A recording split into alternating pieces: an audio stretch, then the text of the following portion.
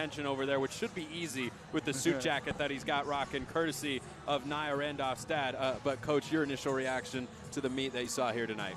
I loved what I saw on our vault. Our landings and our precision was so much better in this meet. But yet we go to bars, and Brindley misses. She's our first one up, and it's always really hard when your first kid up falls, because the rest of them feel really tight. And then Maria, I don't know what she's been doing on her pack salto the last couple of meets, but she keeps moving that left hand, and she, to her credit, she kept her feet up and didn't take an extra swing. She just had to muscle through that a little bit. And so we had to end up counting a 9.65 on bars. And then on beam, our second kid up falls because Brindley was just not feeling good. And she warmed up in the 4-minute touch. So we threw Alyssa Fernandez, who is a very capable beamer and very competent. She can get up and hit you a really great beam routine, but you know, she only had like 30 seconds of head time to go in there. So we kind of threw her into a bad situation, but you know, and it was hard to see her do that. But then, you know, Ellie Cachola falls, and even when Ellie falls, she can score 9.4. So we're still counting a fall. And if we don't count a fall in this meet, that's a 196.6 something to a 196.7, and that's within a tenth, and that's a really close meet.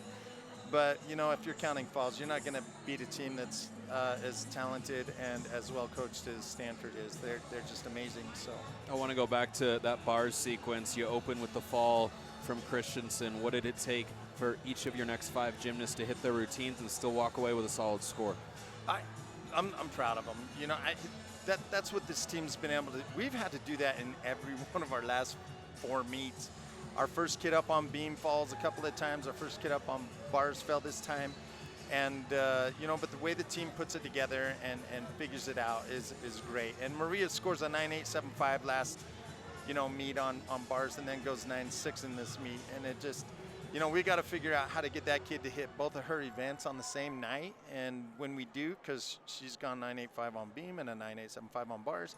And I see her do that every day in practice. And she's so good and so much fun to watch. So when she has one of those breakout meets like Riley Miller did tonight, she's going to feel that confidence and be ready to go. Now we know if we have a floor worker out like Brindley, who went 9.925 last week in one floor, and we had to pull her on floor, we got a great floor worker just waiting in the wings to go in there. And Riley found that out tonight. It was fun to watch that kid go tonight. She did a great job. So you were one step ahead of me. I wanted to ask you about Miller, who for the first time in her career, she's a sophomore now, competes on floor. You have a 49.3 already on the board. She matches the rest of the scores with a 9.85. So, you know, I don't know how you count how you determine who you're counting, who you're dropping there. Right. When you have 4 scores that are 9.85 and 2 with a 9.875. But once again, that floor exercise has been really good for you guys. So good. 49.3, we've scored that like the last 5 meets. So, but Riley, and I told Riley, look, I know you haven't done enough floor routines, but if somebody falls, you got to be ready to go. And she's like, I'm totally ready to go. And so all 5 of our girls they hit great too. So I went up to Miller and I'm like, hey, Riley, you don't have to go tonight, man. We're totally covered. we can stop right now. She's like, I'm so ready. Put me in. I'm ready. And I love that attitude. You want athletes like that on your team. She's a competitor. She wants to win, and she wants to gain that experience. So that's what great competitors do. So they thrive for that situation. Coach, 3 home meets in a row in a week's time, a bit unorthodox from a scheduling standpoint, all 196 and above. How do you carry that onto the road? Oh, we can do this. We can do this on the road all day long, guaranteed. So I actually think I hate to say this. I hate to say this, but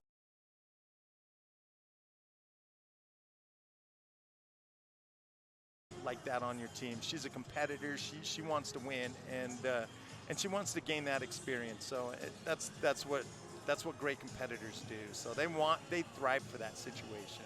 Coach, 3 home meets in a row in a week's time, a bit unorthodox from a scheduling standpoint, all 196 and above. How do you carry that onto the road? Oh, we can do this. We can do this on the road all day long, guaranteed. So I actually think I hate to say this. I hate to say this, but I actually think our team competes better on the road because our crowd they push you. It's such a great crowd. Even tonight when we have a long weekend and kind of crappy weather, we had a great crowd tonight. And the girls they feed off that, and sometimes they feed off it a little too much because we actually look, I think, much better on the road. But we have started to settle down at home, and it's nice to see that because we still have one more meet at home against a very strong opponent, Boise State, and they're right behind us in the rankings, like right behind us. So Boise's going to be a handful. But I loved watching Stanford tonight. That one young lady's vault was just amazing. So yeah, Roberts with a 9.9, the Oh highest score that we saw tonight, and she had a couple of them, had one on floor as well. Good. Coach, appreciate the time as always. You bet. Thanks, Spencer. Appreciate you. That'll do it for us tonight.